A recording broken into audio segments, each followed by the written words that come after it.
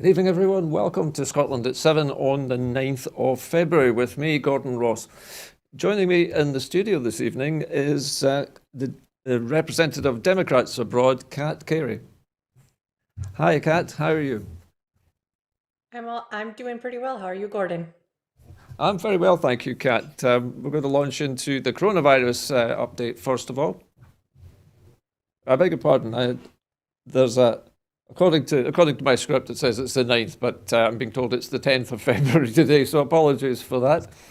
Anyway, the coronavirus update. As of 2 o'clock today, a total of 1,609,913 people in Scotland have now been tested through NHS Scotland labs and UK government testing centres since the start of the pandemic.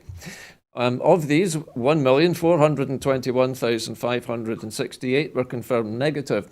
188,345 have tested positive. There are 803 new confirmed cases of COVID-19. This, of course, is an underestimate of the number of cases because not everyone with the virus will display symptoms and not all those with the symptoms will be tested. There were 50 new reported deaths of people who have tested positive. The number of patients in Scotland who've died from complications caused by the coronavirus COVID-19 infection now stands at 6,551. This number only includes those who have died having received a positive test for the virus in the previous 28 days. Of the people who have tested positive, 1,542 were in hospital last night, 113 of whom were in intensive care. As of 8 a.m. today, 985,569 people have received their first dose of the COVID-19 vaccination, and 12,866 had received their second dose. During the course of today, the total number of people vaccinated in Scotland passed the 1 million mark. The latest UK daily figures published today show that 114,851 patients who tested positive for COVID-19 have sadly died from their illness, an increase of 1,001 since yesterday. This number refers to deaths in all settings and not just in hospitals. And now for an update on the latest statistics. As of the 7th of February, 8,726 deaths have been registered in Scotland where the novel coronavirus, COVID-19, was mentioned on the death certificate, according to statistics published by the National Records of Scotland today. In the week, the 1st until the 7th of February, 374 deaths were registered which mentioned COVID-19 on the death certificate. This is a decrease of 70 deaths from the previous week. 3/4 of the deaths this week occurred in hospital, representing 281 deaths. 68 occurred in care homes, 22 at home or non-institutional settings, and 3 in other institutions. The majority of deaths were of people aged 75 and over, representing 275 deaths. 44 deaths were those aged under 65. There were 215 more deaths registered in the last week compared with the 5-year average.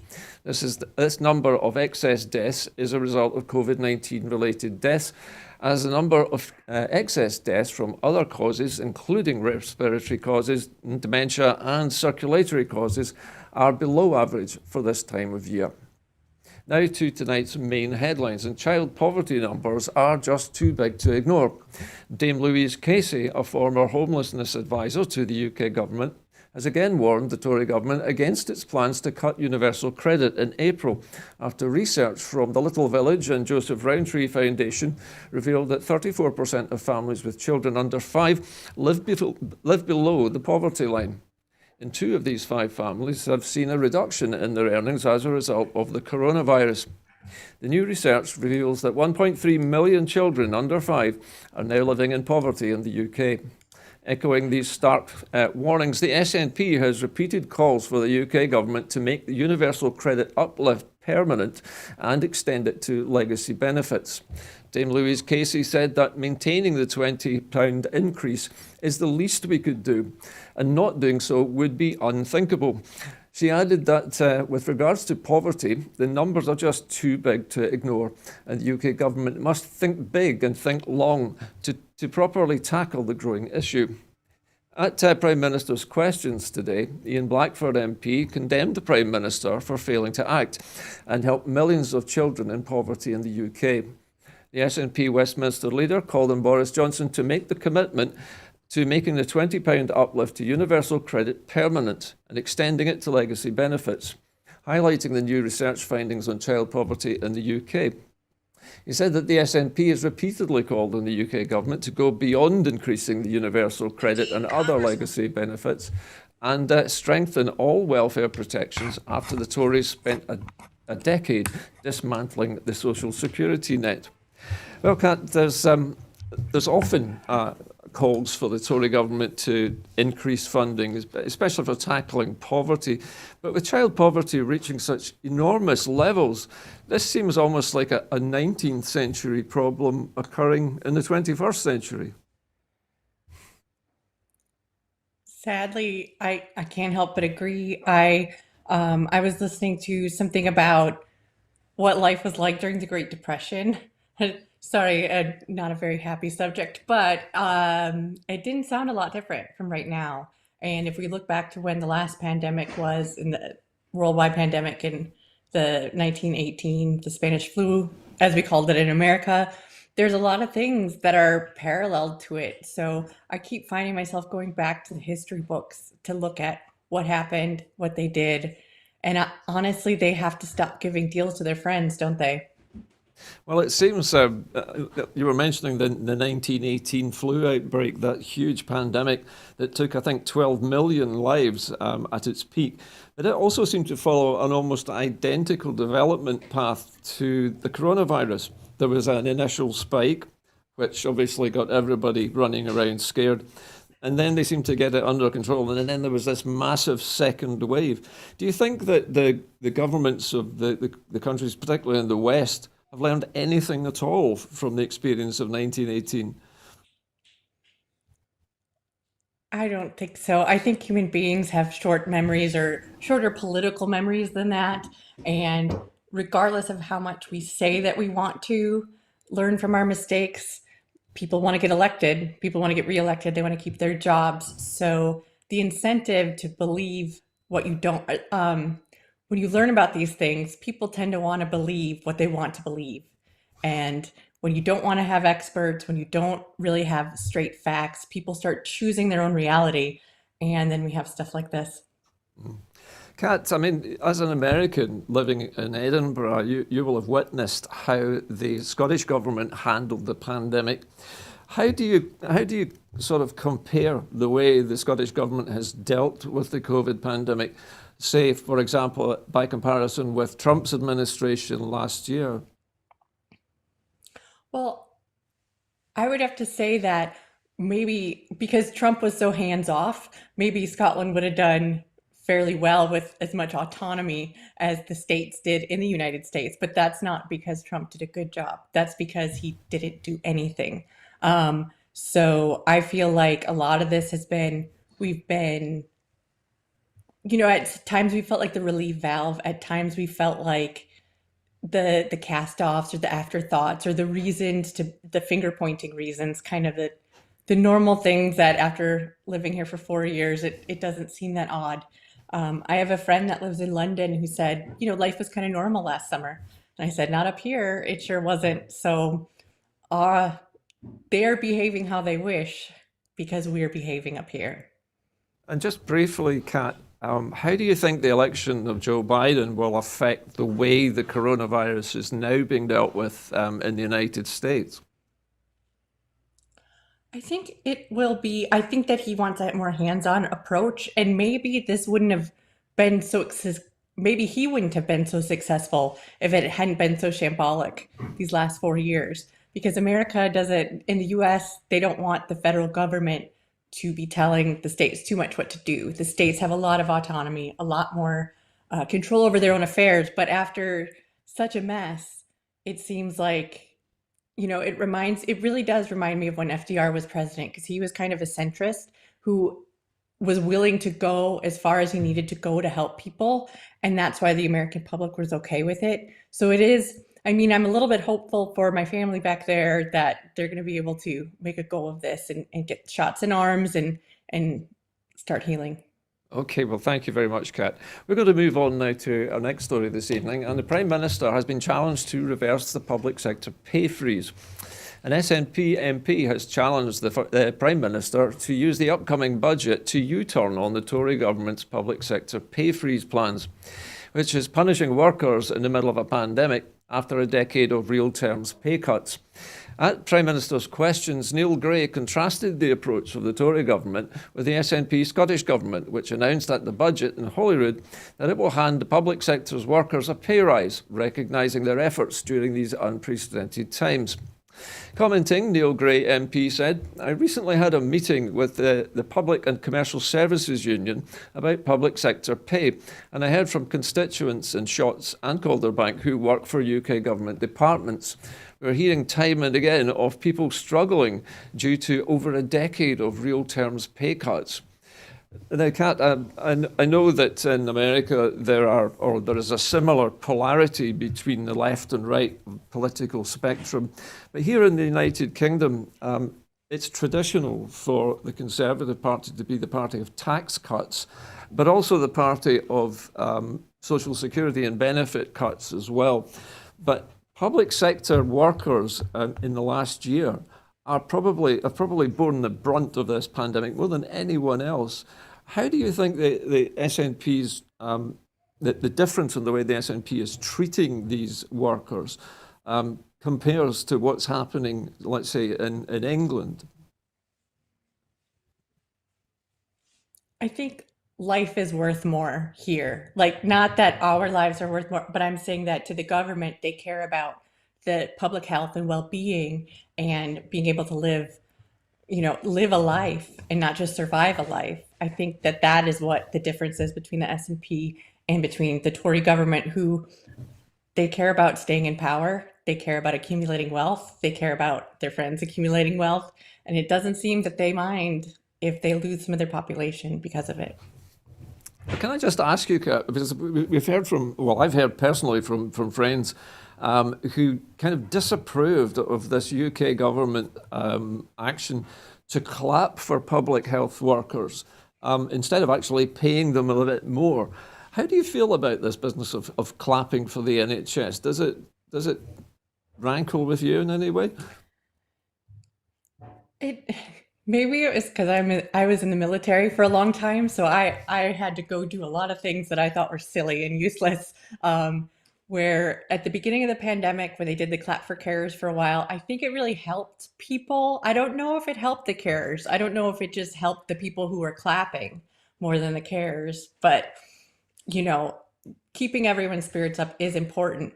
When they tried to reinstate it ever, I really haven't participated because I'm a private citizen now and I don't need to do that kind of stuff when they tell me to anymore.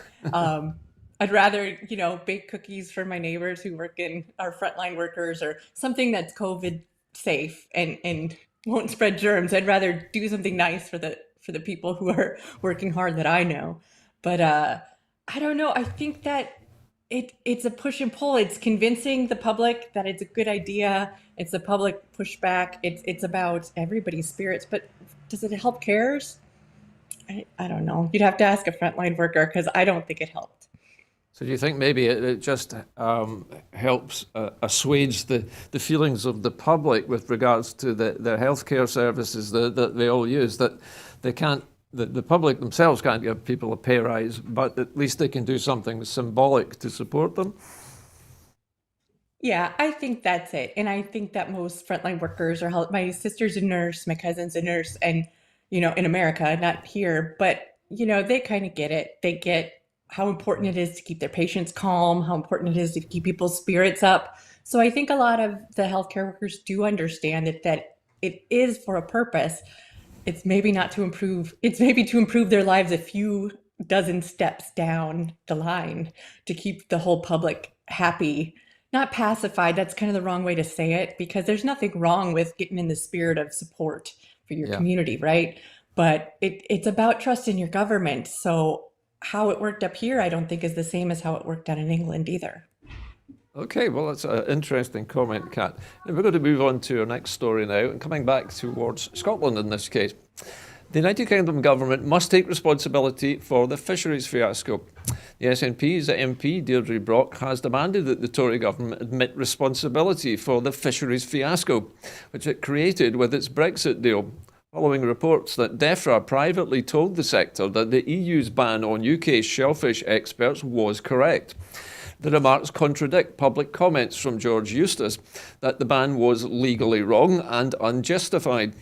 The DEFRA secretary even wrote to the European Commission stating that the rules have no scientific or technical justification. However, the Shellfish Association of Great Britain wrote to its members stating that in private the UK government had changed its position and had confirmed that the EU stance is correct. Earlier this week, in response to an urgent question on the ban, Ms Brock said that the UK government had made a bollocks of Brexit and called for action, including a Brexit compensation package and a grace period for Scotland, support for businesses and navigate the Brexit bureaucracy, and a renegotiation to guarantee Scottish shellfish exports. Now, Kat, living in Scotland, you can't fail to have noticed that there has been a catastrophe in the Scottish shellfish industry. It's an industry which relies almost entirely, I believe, for its success on exporting shellfish fresh. And that means they have to get where they're going very quickly. And this shellfish ban in Europe seems to have really just killed off their market. Is the Scottish government right in its assertion that the UK government really owes these shellfish farmers a living? And what should the package of compensation be, do you think? I'm not sure what the compensation would be because, since there's a ban on shellfish, they've still gotten their shellfish, or they've found another supplier, most likely, right? So I think that some of the industry hopefully can be salvaged, but during these negotiations and stuff, they really are going to need to give some support. I don't know, nobody wants to get retrained in another career when they're invested in, have their own business and their own fishing, ships. So it's going to either be giving a lot of money to these people that were unnecessarily harmed, or spending a lot of time and effort to have a program to help the communities. So, I mean, what's the Tory government going to do? I've no idea. One of the things that struck me about this, Kat, is that in Scotland, at least, I'm not sure about the rest of the UK, there is not a great tradition of eating shellfish and langoustines. They're usually seen as more of a luxury item. And I'm wondering whether the shellfish producers and whatever organisation, blanket organisation represents them, might want to look at marketing their shellfish more for the home market. What do you think? I mean, I think that's a great idea, but if it's got to really be maybe a national effort of telling people, hey, it's almost like, in America, they talk about COVID being like a wartime effort all the time about the production lines and everything. And that's almost what this shellfish thing is like too, because you're going to have the public go and have, moule frites or something every week, Yeah. and have different things where, if we do this and then nobody buys it, then it's going to be just a waste, and then we, can't do it Yeah. anymore. So, I mean, that would be a public campaign. Okay, well, perhaps that will happen. I don't know. It depends, obviously, on how the British government reacts to these demands. Anyway, back to our next story now. And there's been a call for clarity over the United Kingdom government's plans to send back asylum seekers. Anne McLaughlin MP, the SNP's immigration spokesperson, has called for clarity over Tory plans to send back asylum seekers. In response to a question from SNP MP Patrick Grady regarding how the new hotel quarantine rules affect people who enter the country seeking asylum, the Health Secretary has said that a new arrival to the UK who's been in a red list country in the last 10 days and not a UK resident or citizen will be denied entry and held in hotel quarantine until they can return to the country from which they arrived. The United Kingdom has an obligation under international agreements to grant asylum to people at risk of persecution. Commenting, Anne McLaughlin MP said, "I very much hope that there has been a breakdown in communication when it comes to this issue, and the Tory government is not seriously going to send people with claims of refugee status, many of whom have fled unimaginable horrors, back to the very country they're trying to get away from. I will write to the Home Office to seek urgent clarification on this issue to set the record straight.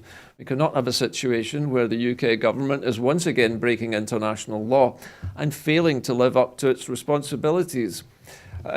When I read this story at first, Kat, I'm not sure how you reacted to it, but it struck me as being almost an ideal excuse, isn't it, for those who don't want immigrants to come to the United Kingdom to use the COVID situation as an excuse, as a justification for sending them back. Do you think that this is what is behind this move from the UK government?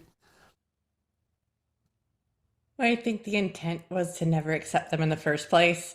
So if the COVID hadn't happened, they probably would have found a different excuse. But yeah, it does seem like they are using it to close the borders. And I'm not sure if they're going to open them. I'm all for open borders, as open as they can be. So it is concerning to hear that, especially because there is a real threat. So when there's an imaginary threat, you can argue against it. When there's a real threat, it's really difficult to get the message across of, you know, how much of this is good. It's not a black or white thing. It's just some protections are good, but closing off all sorts of humanitarian rescue and stuff is never going to be sustainable or healthy for the government or healthy for the population.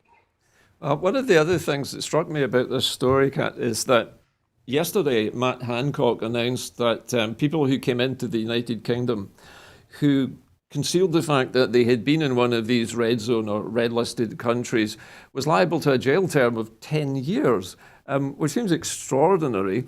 Do you think the British government is going a little bit over the top in the case of the threats that they're making to people coming to this country? Yeah, because if they're coming from a war-torn country or they're starving, it's not going to matter. I think this is talking a big game to their audience instead of talking to the people who are, it's not a deterrent. You don't think that people will be put off by this then, Kat? No, I think most of the people that are coming over here as refugees are desperate. But desperate enough just to take the risk anyway? I mean, 10 years in a prison and your family's safe is different than being 10 years in a war-torn country starving. So, Or which would being you take? tortured or mistreated, I suppose. Yeah. Okay, well, let's move on. Okay, road freight prices from France in the UK have jumped 50% in January. Freight prices for moving goods by road from France to the United Kingdom rose by 50% in January, compared to the same month a year ago, after lorry drivers demanded higher payments to operate in the UK after Brexit, Transporian data has indicated. Freight groups have reported that European drivers are setting higher prices to bring goods into the UK in case they have to return with an empty truck because of problems with customs paperwork introduced on January the 1st. Transporion, Europe's largest supply chain and logistics technology platform, said that according to its data, prices have edged down by 1.7% compared with December 2020, when the pre-Brexit stockpiling took place. But prices remain at more than a two-year highs. The run-up to the UK's departure from the European Union was met with warnings from industry that ports and motorways would be jammed with trucks if companies did not properly fill out customs declarations and export forms. The Transporion data, drawn from its network used by suppliers, retailers and shippers, and more than 100,000 logistics service providers, also showed that drivers were rejecting jobs on France to the United Kingdom and Poland to the United Kingdom routes.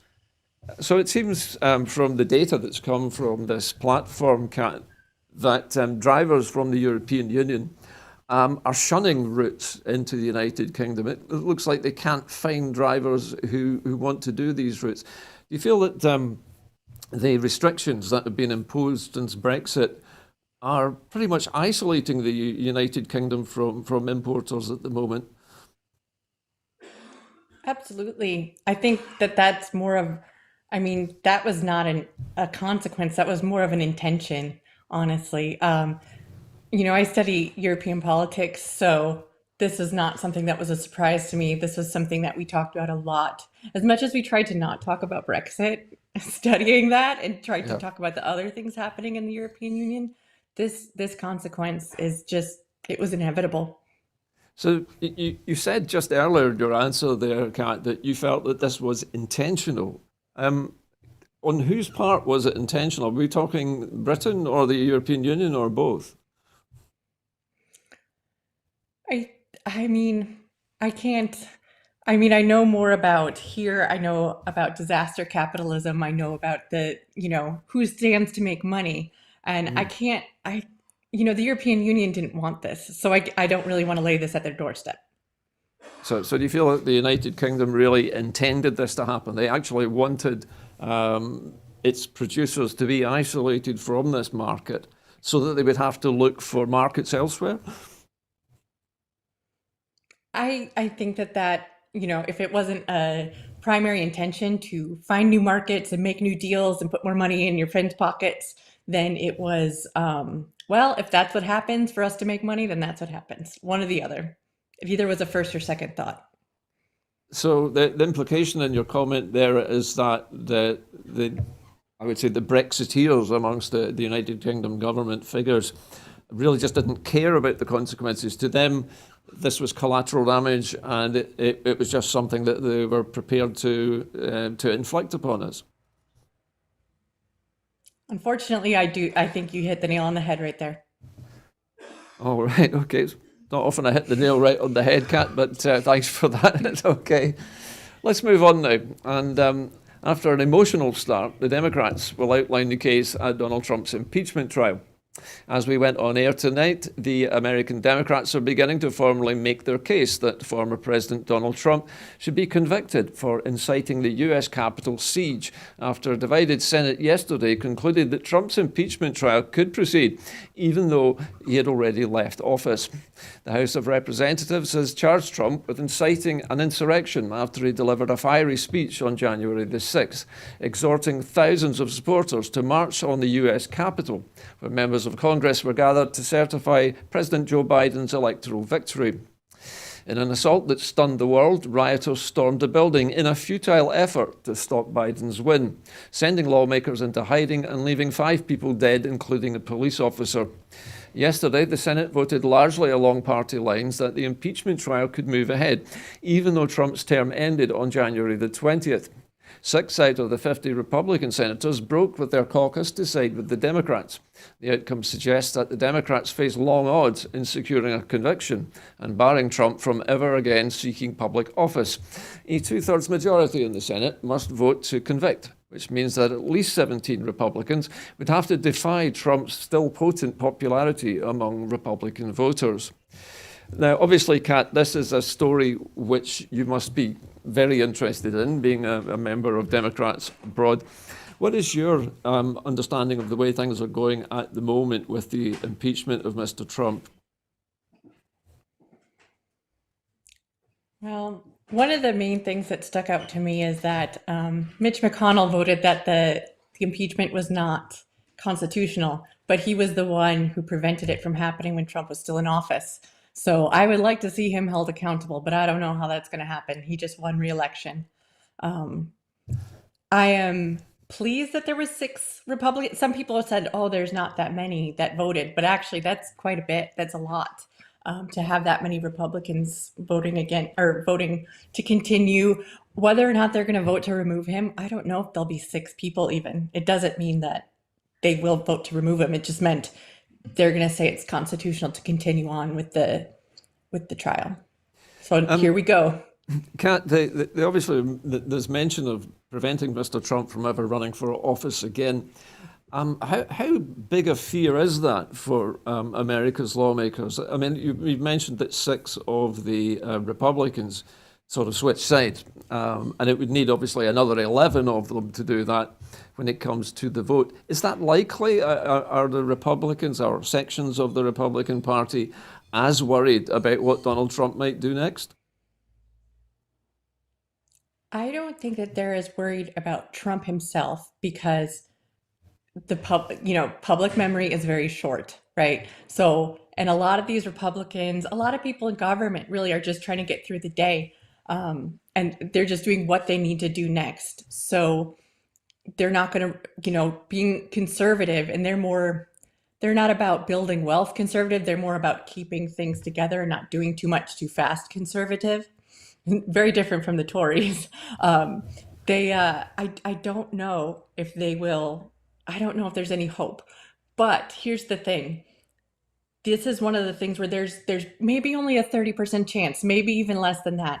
But this is one of the things where when the tide of opinion starts to turn, it's going to turn quickly. It's almost like the fight for independence, right? As soon as, as we start to roll downhill, we're going to pick up speed. So it's really going to be, I don't know what's going to happen yet. I don't have a lot of hope that he'll be removed, but I don't think that saying barring him from office is a primary goal of any of this. They're going to be worried about protecting the Constitution and their futures, probably their futures, the politicians in the next decade or so. So would you say, Kat, would you characterise the impeachment of Donald Trump more as a symbolic act, or does it have a practical deterrence, shall we say, for any future presidents who might be thinking of doing anything similar to what Mr. Trump has done? Some of it is because they had to do it. Some of it is because you can't push it this far and, you know, have the rest of the government look away. As much talk as is of healing, I don't think that they'd say the same thing to someone who stole from them, right? If they came and broke into their house and took everything and smashed it up, I don't think they'd say, "Oh, let that person go in the interest of healing." But with a written constitution the way it is and with the parameters set out, no matter how much they can make of it what they will. It is very, very important that when Trump stepped a foot over the line, they had to follow the procedures. So whether or not Trump stretched the Constitution, he stretched American democracy a lot. So they had to put up guardrails. So it's not just symbolic, it's going to have repercussions, but it might not be barring Trump from ever running again. So, if I'm understanding this correctly, what we're looking at with Trump's impeachment, although many of us in Scotland on this side of the Atlantic might see this as shutting the stable door after the horse is bolted, there is a reason for this, and this is to do with the Constitution. This is to do with making sure that people understand that this kind of behaviour is not acceptable in a president. Am I correct on this? That's correct. And also remember, they impeached him when he was still in office. So this is fairly similar to when Richard Nixon resigned before he was impeached. So if Trump would have resigned before he was impeached the second time, then perhaps they would have pardoned him, perhaps they would have let it go. But now that that had happened, imagine not doing anything. Imagine just sitting on your hands and saying, well, he'll be gone soon. And that is something that Jamie Raskin, who's the lead impeachment manager, really hammered home yesterday. And I'm sure he is right now, is that there cannot be a January exception. You can't be under the law or, beholden to the Constitution for your whole term except for 1 month. Because can you imagine? I mean, already when a president's a lame duck, they do some shady things. They do some things that are questionably moral. And it doesn't matter who the president is. They're just trying to get things through and do their best to get the things done that they can do. Whether it's for better or worse, there's going to be somebody that disagrees with them. So imagine if that was let go and you have another lame duck president. How far could they push that? Yeah, interesting point. Kat, just before we leave the subject of Mr. Trump, I'm thinking about Mr. Trump's legacy and the damage that was done during his tenure in office. We know that the new president, Mr. Biden, has reversed many of Mr. Trump's decisions, most notably, I think, in the Paris Agreement, the Paris Accord on climate change. How do you think Mr. Trump's actions in his 4-year presidency, how much do you think he held back America from playing a full role in helping to decarbonize the global economy? Oh, it was devastating. I mean, I don't have facts and figures, but he rolled back so many regulations and I mean, Trump really is like a Tory. He really is like the Tories that are in power now because he did as little as he possibly could. He gave as many deals to his pals. He put as much money in his bank account. It's like he uses America as his piggy bank. And he didn't care who he hurt. He didn't care what it did for the world. He just cared about himself. And some people, sadly, were drawn to that. They're like, yeah, that's what I want. I want somebody that will, make sure that they're doing well for themselves. And that's something that I don't miss about America is that attitude in some people.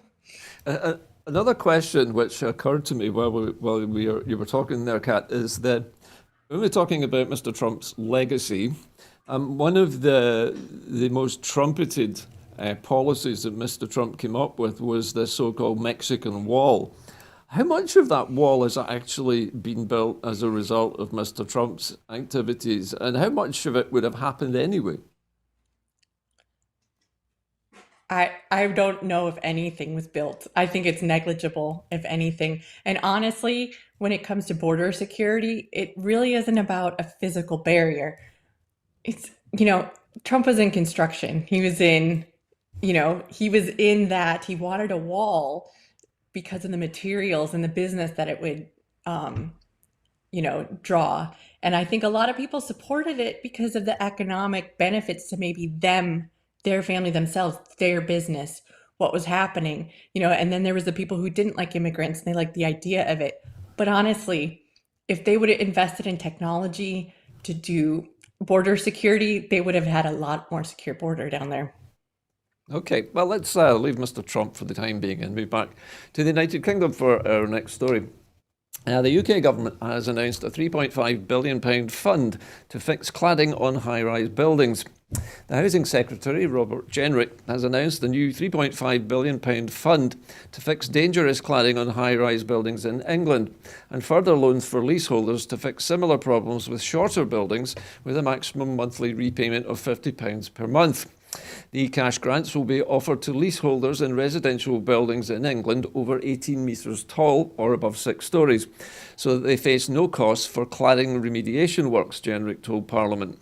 He claimed that it was the largest ever government investment in building safety. Anyone with dangerous cladding on buildings between 4 and 6 storeys will not be covered by the grants, but will be able to access a new system of long-term low-interest loans. This was because government experts repeatedly determined that risks were significantly lower in shorter properties, the Housing Secretary said. He acknowledged that many homeowners had found themselves caught in an absolutely invidious position. He also announced a new levy on developers to cover the cost of grants and their historical responsibility, which will be applied when they seek planning permission to build high-rise buildings. A separate tax will be introduced from next year on money made in the UK residential property development to raise £2 billion over a decade and to help pay for cladding remediation.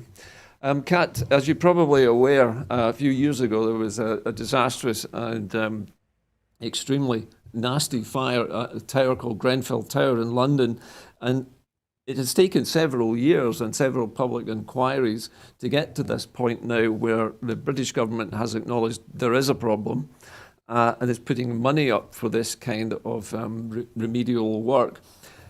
Do you think, and I mean, having lived here in the UK yourself for quite a long time, that the British government has acted fast enough in this particular instance to fix this problem, because it seems to be fairly widespread? I don't. I think if you look at who it affected, if it would have affected people that were more likely to vote for the government, that were what better off, could have, I think that it would have happened a lot quicker, unfortunately. I think this is a sad sign of the times. That people involved in these tragic incidents where buildings been clad wrongly and have died as a result are really an afterthought in terms of the government. They don't really want to deal with it. Yeah, I think they look at, what will it cost us? It's very transactional. They're looking at, will this cost us the government money? Will this cost us votes? Will this cost us support? And, they're reacting on that kind of timeline. I mean, at least they're doing it now. At least they haven't gone that far, but I don't think that they expedited it. It seems that in the Grenfell Tower case particularly, there was when the building was originally clad, it was not done for safety reasons. It was done mainly to dress the building up, so it looked nicer amongst the privately owned buildings of London. Do you think perhaps that there's been too much attention focused on how buildings look and not enough really paid to the safety of the people who have to live in them? Oh, most definitely. And obviously, nobody wants an eyesore. But if you're putting more attention into how it looks so that the neighbors, don't think that, oh, this is going to make the people who can pay for their property, this is going to make their property value go down. I think that's the kind of calculation it was making. I remember back, I don't know if it's right when Grenfell happened, but I remember them talking about some people weren't qualified to be renters. Some people didn't know how to give money to a landlord. And the landlords that were the presenters on the BBC show were complaining about, the people that gave them money. So it's an attitude that's kind of throughout our society right now that really needs to change. Okay, well, Kat, thank you very much for your comments on that story. Now we're going to move to another payment at home, and this time it's £244 million paid to businesses in January. Payments to support businesses affected by the coronavirus COVID-19 pandemic increased following a tightening of essential public health measures at Christmas. The new statistics show that businesses have received £276 million through a strategic framework business fund, the hospitality, leisure and retail top-up payments and the taxi and private hire drivers support fund since November 2020. A total of £244 million was paid by these three funds in January alone, including a £4.7 million paid to taxi and private hire drivers in the first 10 days of claims. Statistics relating to the live funds will be published in due course.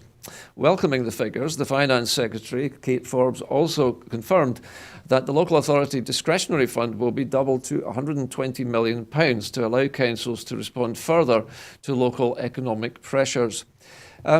Kate, I guess, Kat, that this is an indication really of just how seriously the Scottish Government takes the whole business of trying to keep these local businesses afloat whilst this pandemic is still ongoing. Would you say that the money that is being provided at the moment is adequate for the purpose, or do you think that they could be more generous than they've been?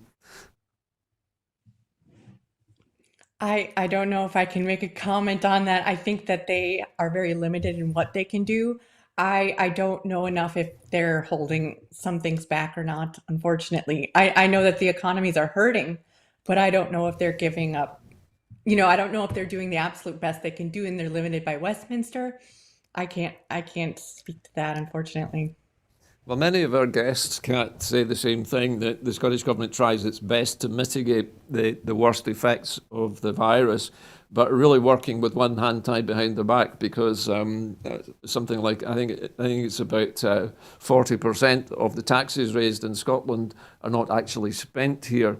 Is there a case, do you think, for a reworking of the so-called Barnett formula to allow the Scottish Government more latitude when they're dealing with emergencies such as this? I suppose if I didn't feel like another independence referendum was coming right around the corner, I would think that that might be necessary. But I don't know. We're in a pandemic. We're in a national emergency, is the way I like to think of it, or not like to, but that's the way I think of it, is that we're kind of on emergency footing and they're doing the best that they can. And I mean, if it's reworking the Barnett formula for independence or it's what will be better. Putting the economic levers completely in Scotland's hands, I think that's the best way forward. And I think that's what the Scottish government has put not all its eggs, but it is decided that is the path it's going to take, which I completely support. And I think talk of the Barnett formula is really going to be something that Westminster tries to use. And Okay, so I don't think it's actually something that's workable here so even right now. in the interim period, Kat, you wouldn't be in favour of the Scottish Government attempting a renegotiation at this stage? I think that'll be used to delay independence and rejoining the EU, and I think that'll end up hurting businesses more. Fair enough. So, with the impending possibility of a new referendum on independence, possibly even this year at the moment, um, the whole issue of funding for, shall we say, basically making things better in Scotland, trying to cushion the blow. How much of a difference will it make, do you think? If we were independent right now, for example, how do you think we should spend the money? What should we focus on if we were independent right now? I think that in rural areas, they need to have better public transport. They need to have better, like internet and connectivity, better services. I know that I'm really lucky to live in Edinburgh because we have great, council, we paid council tax, but we, have a lot of the best services. And I know that I can't really judge everybody's experiences with their GP or their kids' school that don't live in the same area. Federalizing Scotland, not federalizing the UK, but federalizing Scotland, I think is really, really important. I think public transportation and infrastructure like that is really important. So you would like to see a lot more spending on public infrastructure projects such as transportation, then, Kat?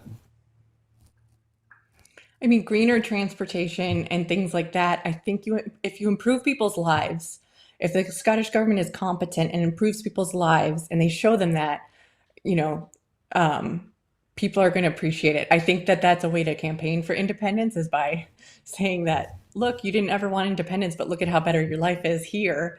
But then if we were independent, I do think that that is something that the Scottish government wants to, improve all of the citizens' lives and not just, improve Scotland's status in the world. Let me ask you a question about being an American, Kat. One of the things that I've heard in the past is that there are many, many Americans, probably millions of Americans who claim Scottish heritage. If Scotland becomes independent, perhaps later this year, and there is a vote to end the union with England, do you see there being an influx or a homecoming of American Scots, perhaps coming back to their ancestral homeland to live? One or two American friends of mine have said that they came to Scotland because they didn't like the gun laws in the states they lived in the US. Would you say that's a factor in the kind of decision making? That was a huge reason that we decided to move here is our kids, well, I was pregnant with my daughter who's now 6 and my son was, 2.5 or whatever. And we started saving to move here or to move somewhere where there wasn't such a threat of gun violence in schools. And not just the gun violence, it's also the mass school shootings and the drills they had to do. Really psychologically damaging. And it was that whole, the gun lobby and the corporations were so strong that there was no end in sight. You know, guns are necessary in some parts of the US. And my partner and I grew up in places where you'd have to take one hunting because of bobcats or because of bears. But gun culture is very different than, there's a different category of people that own guns for a hobby or own guns because it's necessary. And you can't really escape it in America. So that was a big reason we moved here. Now, when people in America say they have Scottish heritage, that might be from the 1600s. So I don't know how many people would be eligible for citizenship based on that. It would be nice to think, Kat, that millions of Americans might decide to come and visit Scotland when it's independent. Do you think there's actually a chance of that happening? Would Americans look at Scotland differently if it were independent? I think maybe they'd learn more about it, but a lot of people in America, because America is so big, they don't really look outside of America, and they don't know about it. You're either into history and European culture, you're into traveling, or you're not, and that's Mm. fine. So I think that might be a good thing is that people don't have any negative connotations with it. And, it's just an idea of something positive in their minds. So I mean, I think a lot of Americans will come at least visit. Okay, well let's leave that pin to the wall just now, Kat. We're going to talk now a lot more about independence, and the Tories are apparently in a panic over the growing support for independence. The SNP has said that the Tories are clearly in a panic over growing support for independence. As new figures show, the Tory government is spending millions of pounds of taxpayers' money on its anti-independence campaign. Newly released Freedom of Information requests and newly published job adverts reveal the Tory government is spending hundreds of thousands of pounds on new staff for its union unit. It follows a separate Freedom of Information response in December, which revealed the soaring expenditure on spin doctors, communications and advertising at the Scotland office. Together, the data shows that the Tory government is spending millions on its anti-independence campaign, despite publicly claiming that there won't be a referendum. £110,000 to £114,000 on salary for Oliver Lewis, the Vote Leave staffer, and the Brexit apprentice of Dominic Cummings, who heads the union unit. There's also £57,000 to £80,000 on salary for Jack Sellers, a union unit special advisor who works jointly with the Wales office, and two undisclosed amounts for two additional unnamed policy advisors. There's also an estimated £280,000 plus for at least four new heads of role posts in Michael Gove's union directorate, including heads of communications, policy, analysis and engagement, advertised at a salary of £64.5 thousand or to £70,877 each. There's also £8,538,000 on the soaring Scotland office expenditure, which has risen by 73% since 2013-2014, with spending on communications tripling from £509,343 in 2013-14 to £1,354,776 in 2019-2020. Also, the soaring expenditure has seen the number of Scotland Office communications staff triple from 6 to 17, and overall staffing has increased by 43% from 58 to 83 from 2012 to 2019-2020, despite the diminishing responsibilities of the department. 20 consecutive polls have now shown a majority for independence in Scotland. In the adverts for the new union unit, post a knowledge of Scotland is not required and only listed as desirable. Now, this is a very interesting set of data that has come out of Freedom of Information requests, Kat. It looks very much, doesn't it, as if taxpayers' money is being wasted on a political campaign against independence. Were you shocked when you saw this being revealed for the first time? Maybe I'm a pessimist because I wasn't shocked by it. It seemed perfectly logical. I was maybe happy that it was public knowledge because one of the biggest things that I've seen unionists say is that you're wasting all this money talking about independence. Well, how can they say that now? I mean, we really have a strong way to push back on that. And something I say to friends of mine who, they might not be strong unionists, but there's people that lived out in other parts of the UK who say, we don't want to lose Scotland. We don't want, and, I grew up pretty close to Canada, and America and Canada do not have a bad relationship. And I kind of say, look at all this money we're wasting fighting. Maybe it'd be better if we're separate countries and we're friendly neighbors than trying to force ourselves together.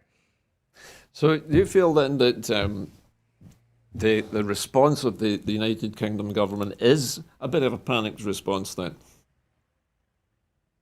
Yeah, I think it's natural. I think it's only natural. They have money. I mean, why do they want to keep Scotland in the Union? It's for money. It is not, and money and power. It's not because they think we're great. It's not because they have some attachment. It's because of a strategic, position.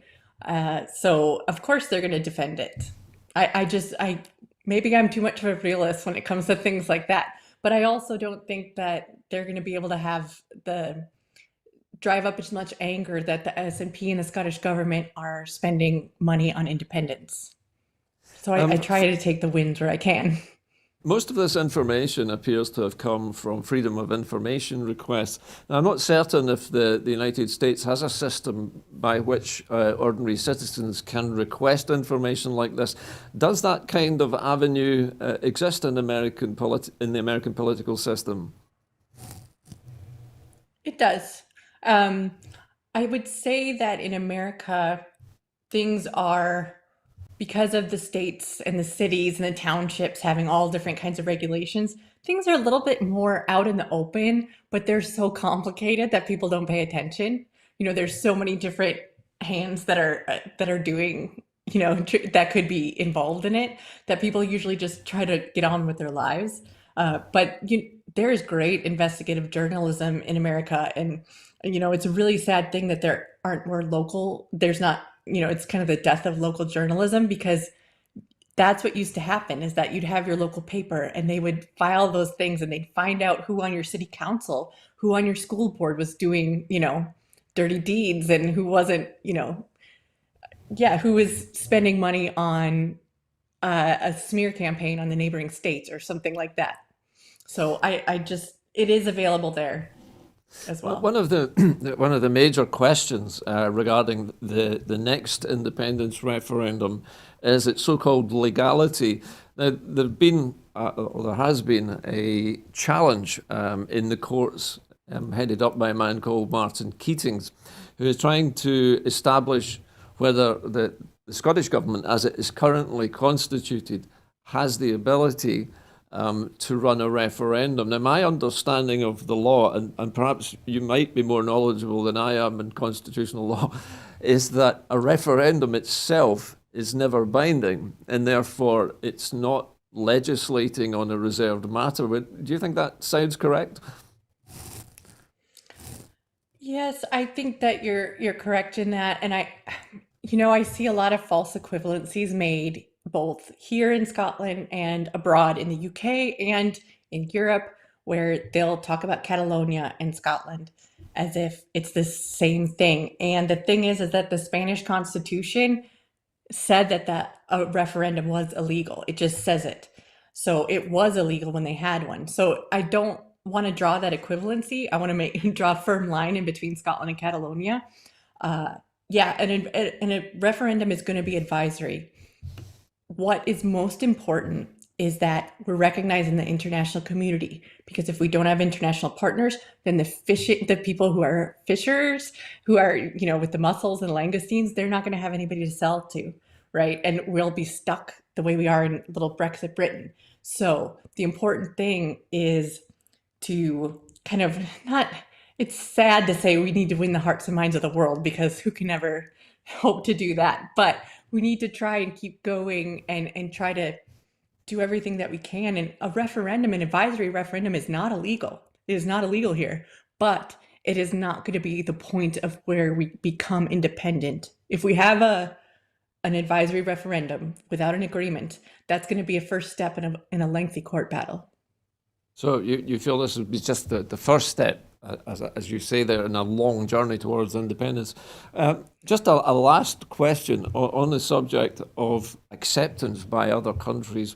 If we assume, hypothetically, just for a moment, that there has been a successful independence referendum, and there has been a good majority voting for independence, how does that then translate into action for the UK government? Where does the pressure come from on the United Kingdom to negotiate with the Scottish government after an advisory referendum? Does it come from the Europeans? Does it come from the United Nations?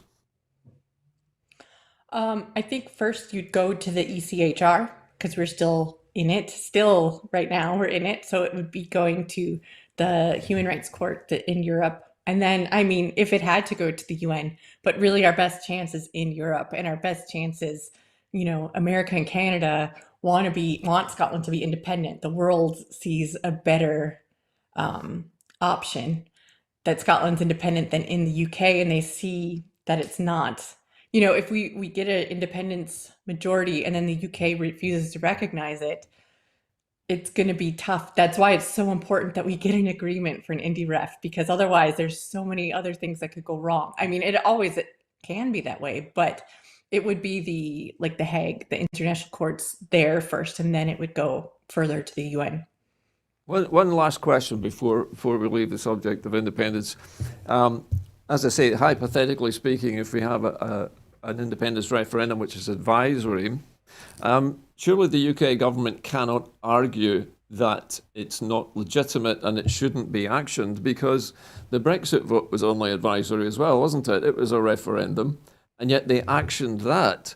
And it's been far worse for the country than independence would be. Surely the countries of the European Union, the European Court of Human Rights, the European Court of Justice would take a view that the United Kingdom has already actioned advisory referendums in the past. There's no reason for them to block this.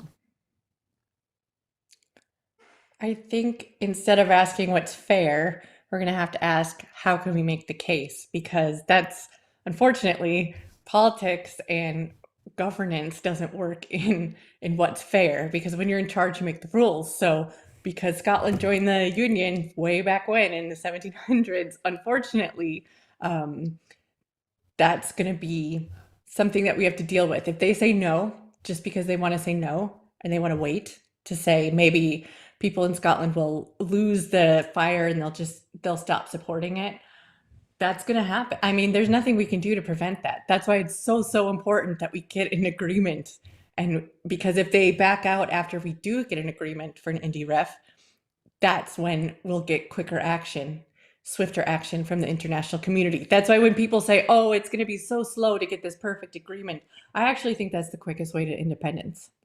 Okay, well, listen, thank you very much, Kat, for some extremely interesting answers to my questions this evening. Sadly, we've run out of time in Scotland this 7 tonight. So it just remains for me, first of all, to remind you all that we're in the middle of a major crowdfunder just now.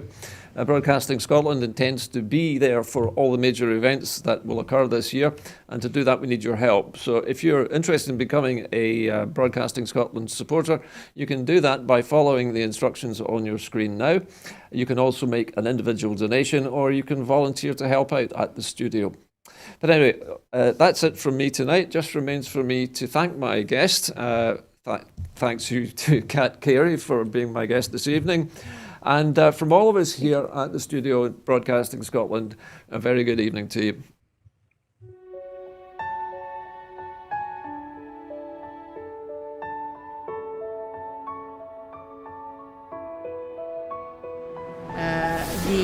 The Catalans, the Basques, the Galicians in the Basque.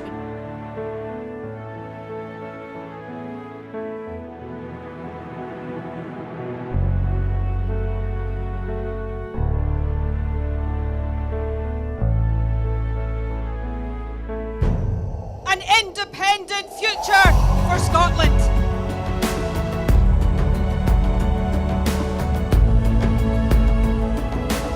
How quickly do you think a referendum can be arranged? Best practice demands that it should be 6 months.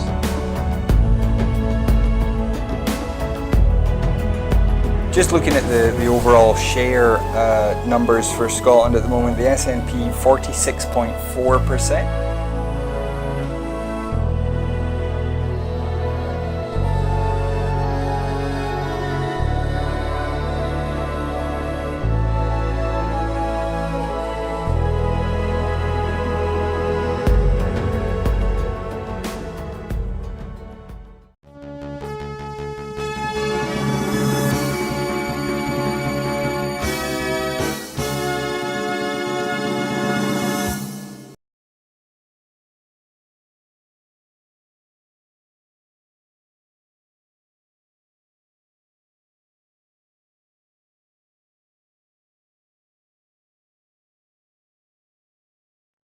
Hooray.